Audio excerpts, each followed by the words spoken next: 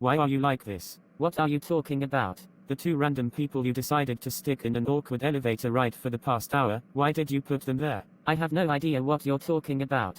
And why are you playing it like you're clueless? We both saw you set up your plans for today, and we both know that you scheduled them to be stuck in that elevator for hours. I have no idea what you're talking about. You did it for no reason, didn't you? Yes I did.